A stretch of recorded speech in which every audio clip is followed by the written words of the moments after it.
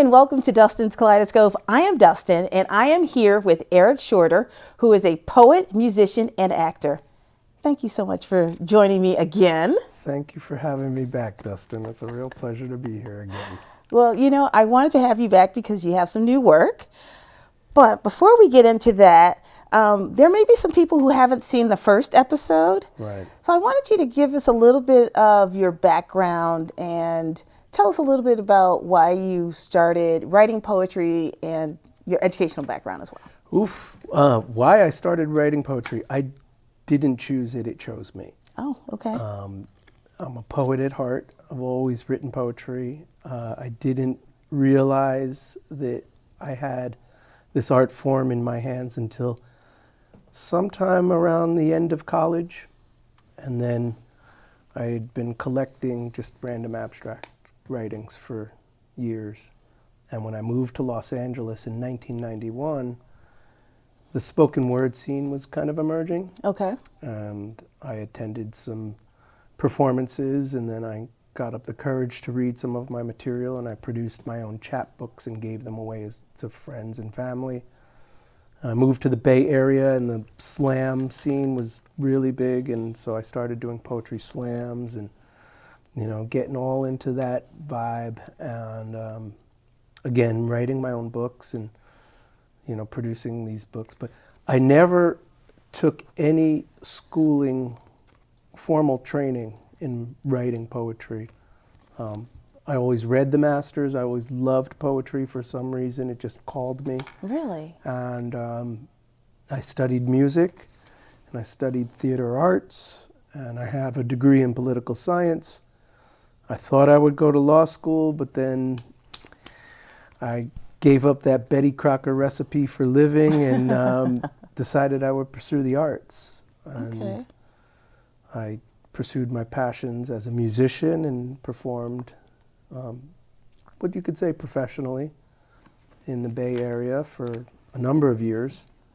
And I got sucked into acting again and have my joined the union in the 90s and was signed and did some featured on-camera principal work for television, and then life happens. Okay. And somehow I ended up here in the suburbs, but I never gave up writing poetry. So you've written consistently since you were in since college? Since I was a child. Oh, before college. Okay. I always just wrote, and it was a way of type of journaling in a way, but I could never paint. I always wanted to be able to paint, and I was good with words, but Right. not with a paintbrush. Okay. So the words and the paper and the pencil became my paintbrush, so to speak. Now, when you were younger, did you define what you were writing as poetry, or was In my head, yeah, You but really? I wasn't Okay. sharing it with anyone. Yeah, Okay. I mean, I thought I was like, oh, I'm writing poetry, but it didn't. Even before college? Yeah, well, before college, it was probably based on assignments. I Oh, remember, okay. like I'm in high school and a teacher says write something creative. I always would, lend an ear towards poetry because, Okay. it just So it really grabbed you, like at a yeah, very really, early. really early on. What was it about poetry of all of the different types of writing? Maybe it was because I came up at the very earliest days of rap. Oh, Living, okay. I was Okay. born in the Bronx, but grew up in Teaneck, New Jersey, outside of the city. Okay. And my dad lived in Manhattan on 100th Street, and we were right there. Englewood was the town right there, and Sugar Hill Gang, and all that stuff jumped off when I was in junior high school. Okay. And it was around that time that my junior high school teacher introduced me to the sonnet, which goes back to the beginning of your first question, which was, you had me on at the last episode, and we talked about my music and my poetry, and I had come to you through the Black Lives Matter poetry project. Yes. And you videotaped me on that, and it was kind of my reemergence into presenting my work again. I remember you saying that, yes. Took a few decades. 2.5 decades since I've really put an effort into presenting it. So yeah, sonnets were interesting to me because they rhyme. Okay. And Rap I was rhymes. growing up in, well-to-do suburbs. I never felt like I had the street cred to be a rapper. And I went to an Ivy League school, and coming out of that in the 90s when,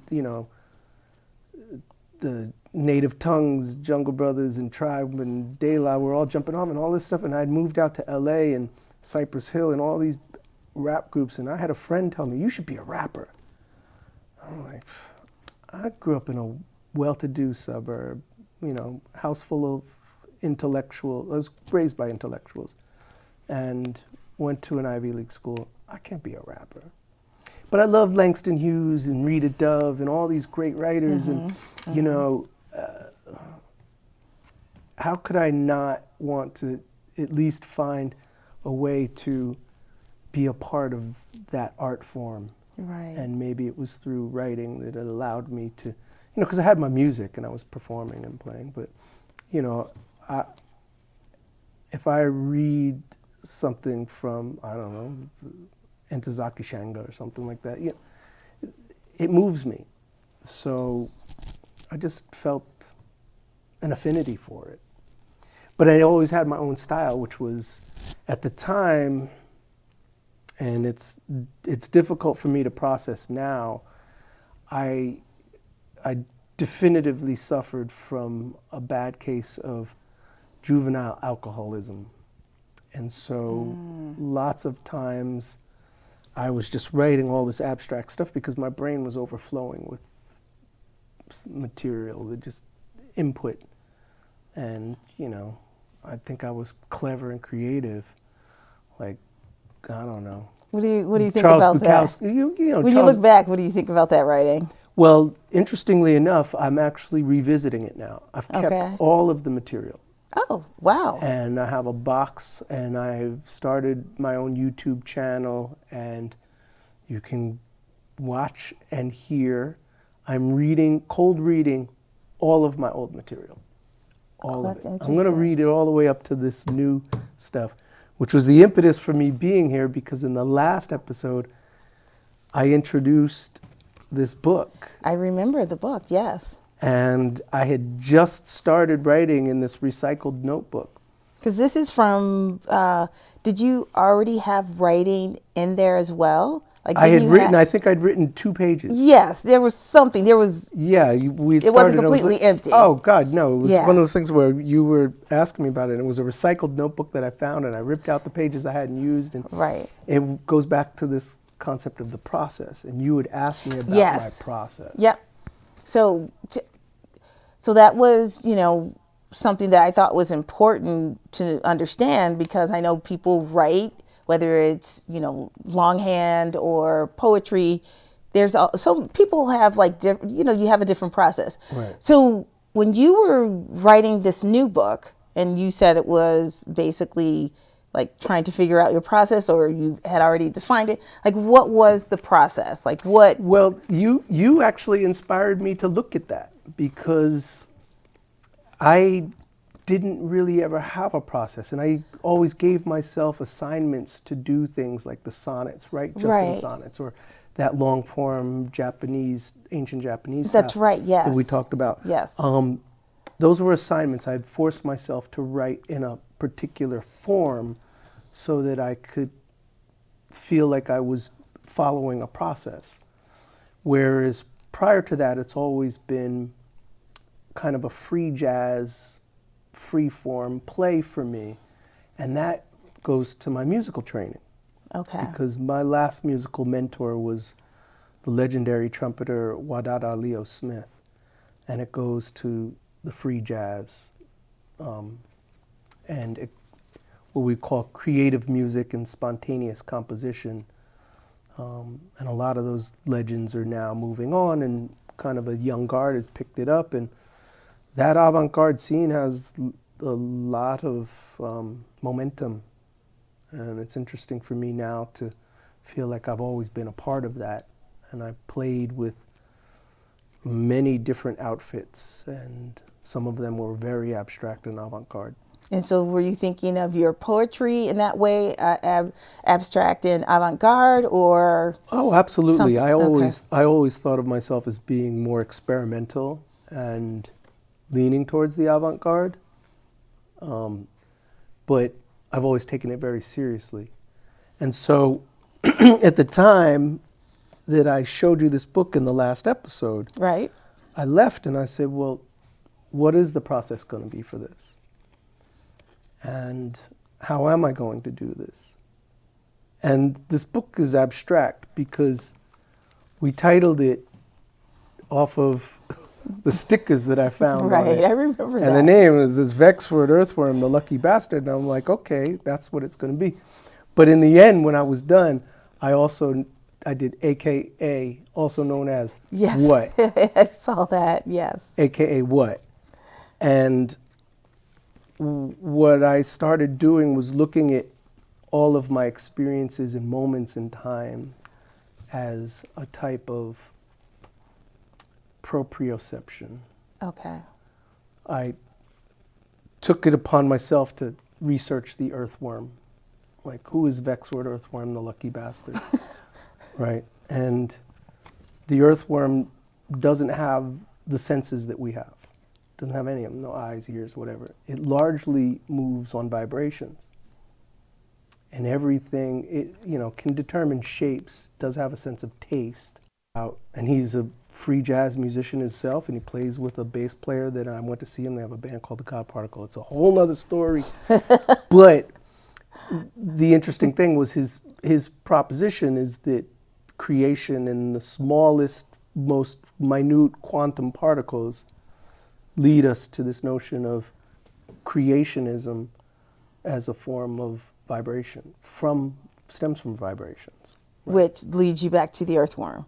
Which I was like, boom, there we go. Right. So as I was Very meta. it's very meta. And then I think of, the word and the written word and how it creates a reaction. And all these words in my head, if the word itself is sound and sound is creation and all of these other abstract concepts, and musically, the drums are such a deep part of my African heritage and musical heritage. The drum is such a key to that, but the drum is a vibration instrument, right? It's a skin and it's boom, it's a Right. vibration. And it all comes back to this notion of, all right, so how do I take these really high philosophical and scientific concepts and turn them into an art form through poetry? Music, it tackles that stuff, and, fine art and painting, they tackle these concepts. Right. And I said, but where does poetry, the process of writing poetry, how do I incorporate this into that? So what I'm going to do is, we're out of time for this segment. I want you to answer that question on the other side. Okay. But yeah, that's very interesting. So we'll be right back. I'm Dustin, and we'll be back in a moment. It's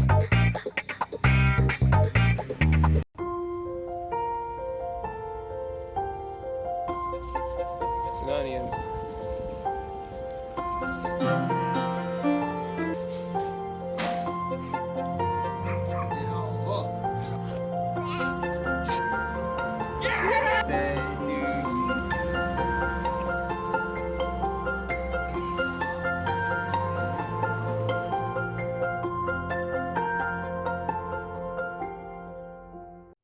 Hi, and welcome back to Dustin's Kaleidoscope. I am here with Eric Shorter, who is a poet, musician, and actor. And at the end of the last segment, you were just telling us your process, and you were describing your process as it was based off of the stickers on the book. It was becoming very meta. Yeah, it became very meta, but it was so much based off the stickers in the book. I was looking at how I have returned to pen and paper. Okay. As opposed to typing, right? And so many poets that I try to pay attention to, it's sorry to say this, but it's largely dominated by a much more conservative, older female crowd in a lot of ways, as far as my exposure goes to it. I often have to seek the broader spectrum, so to speak.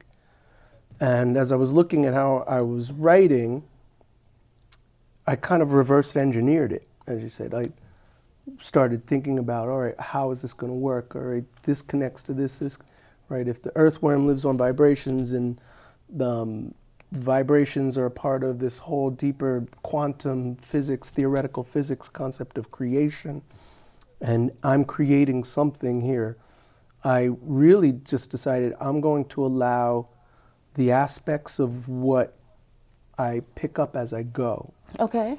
The earthworm travels beneath our feet, and there are, thousands upon thousands per acre that we never see. And they solely live on vibration. But vibration is pressure, and I mentioned this word kind of proprioception. It's not just a sense of, is something moving. It's understanding. I guess the example is if you close your eyes, you can tell if you're standing on grass or on concrete. Right. Or you can touch a part of your body with your eyes closed. Right. So it's this notion of things are going on all around us and we react to them. And so the words in my head, this process was like, where are these words going to lead to? And how can I incorporate them into something that makes me say, what? And so I should probably read an example. Could you please? That would be great. Because I did call it Vexword Earthworm, the Lucky Bastard, because of the stickers. Right. But it became AKA what? Because I really wanted each one of these stanzas, and every page I considered a stanza. Right. So does that mean that you limited your writing? No, I would write, and at the end of the page, I would consider that the end of this particular moment, and this would be, and it would be a collection of moments. So I love that. That's this is an example of why you might say, "Oh shoot, where are my glasses?" In my pocket. It's a good job I brought them. I'm gonna need them. It's taking up time and it's limited. No, this is fine. This is all, as you would say, this is all part of the process. All right, so part of the process, an example of why, and at the end I wanted it to be like at the end, and you say, what?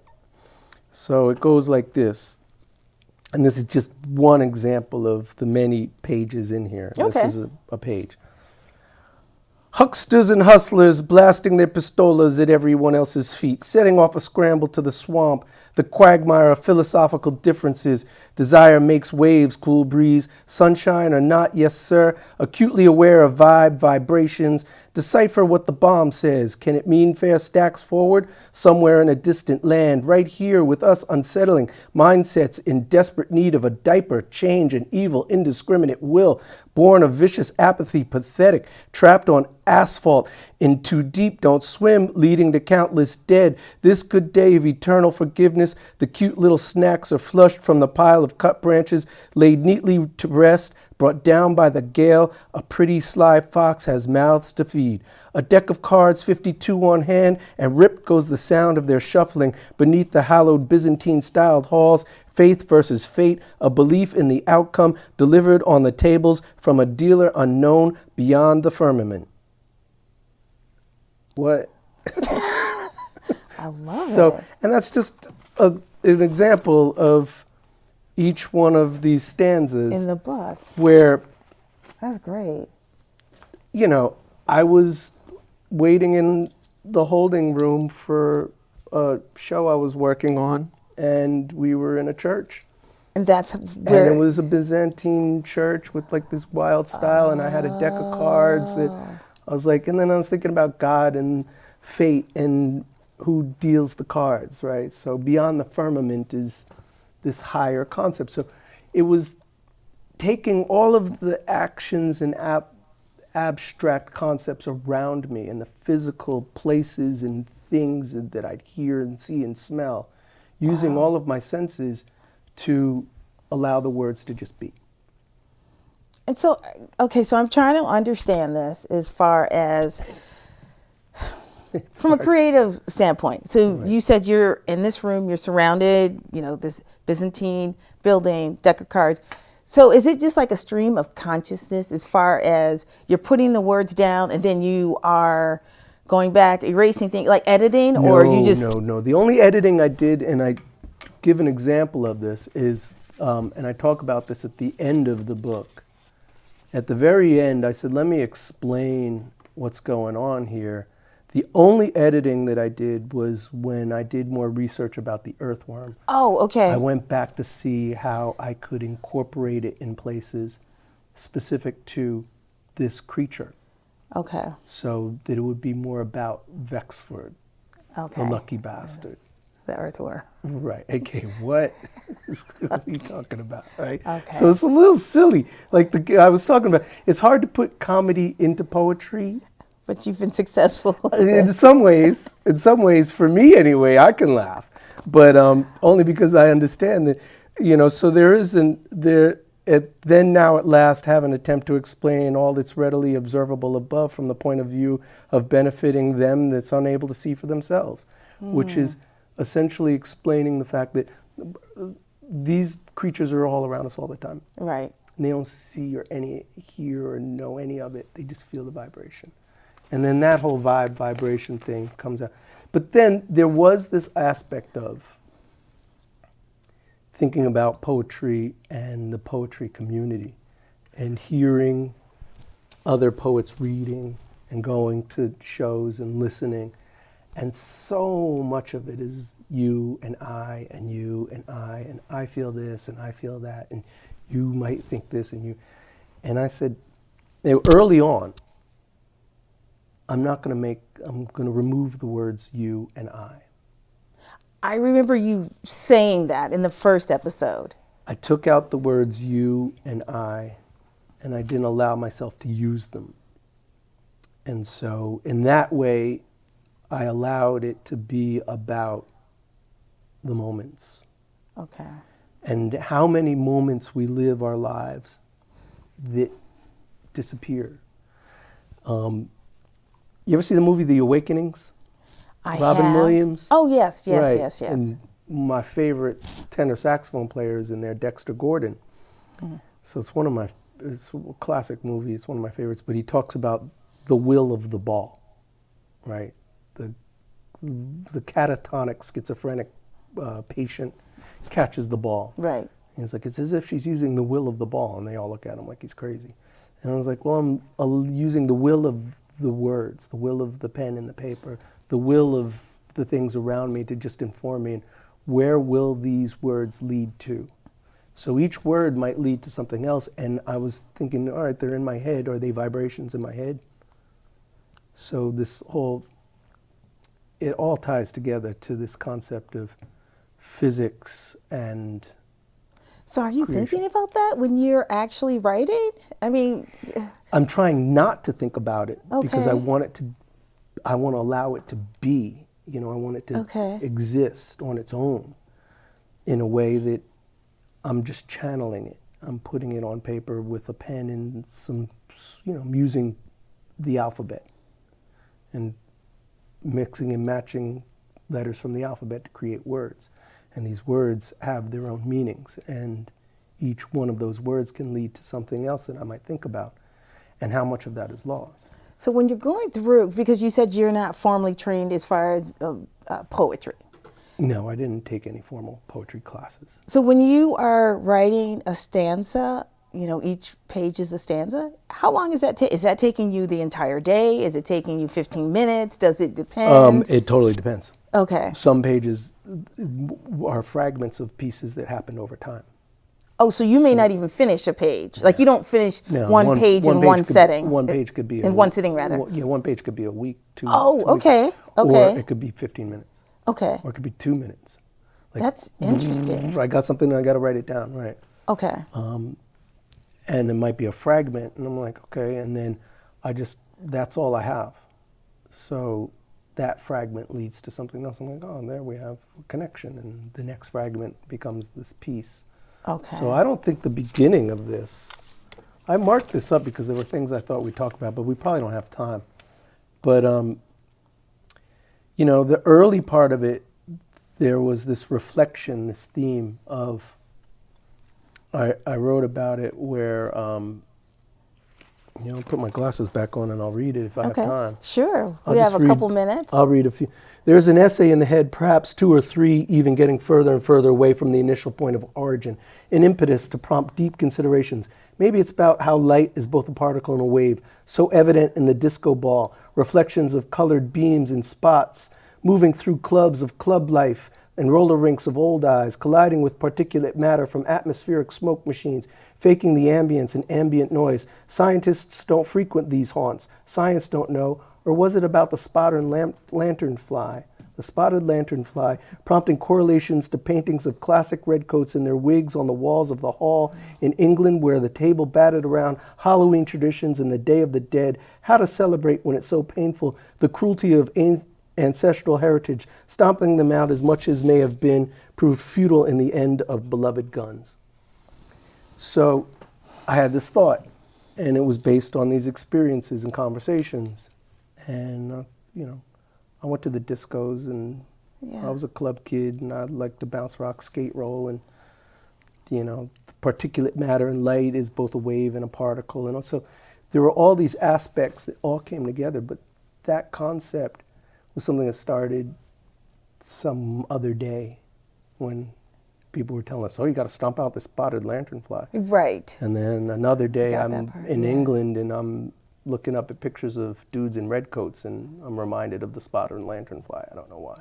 Because it has a red, yeah. yeah, there's the red and white, and Right. I just talked about it. So it was this, I thought, oh, I'll write an essay about it. And I never did. So You wrote a as I'm stanza. writing, I was like, there's this essay in the head, right? And what was it about? And was it about this, the physics, the light is a particle and a wave, and Right. vibrations, and smoke machines, and scientists don't go there, and all these things, right? You know, like, I love the disco ball. And you know, and I love this interview. We literally have less than a minute left. But one thing I wanted to point out is that when you're reading this, it was like music, because there's a cadence there. You're not reading it like, you know, Wexford or like, And you know what? I want to Everything's hold good. this book up really quick. Okay. Because this influenced me Okay. as a musician. But I think it's also influenced me even more as a poet. Okay. Because it's called As Serious as Your Life. It's the story of new jazz. And it's a really very good historical concept on free jazz and new jazz and Okay. creative music and spontaneous composition. Well, thank you so much So for that's what informs me in this. in that. Okay. Yeah, the spontaneous composition. I loved it. I loved hearing about your process. Thank you so much for coming Well, I'm on. psyched you got me back on for this, because where else am I going to find a venue to We're going to discuss have you back on again. if and when I perform? But I am reading all of the old material on my YouTube channel. Okay. And All I right. posted on my Instagram, which is original EJS. Okay. And I'm calling it Caring is Sharing, Okay. because I care about this material and I want to share it. And it was a New Year's Day resolution Well, to fantastic. start sharing the material. So I appreciate that. Everybody out there is going to appreciate it. And thank you so much for being my guest today. thank you That's for, been wonderful. like I said, thank you for having me. This is awesome. I really appreciate it. You are quite welcome. I'm Dustin Dumas. This was Dustin's Kaleidoscope, and I will see you next time.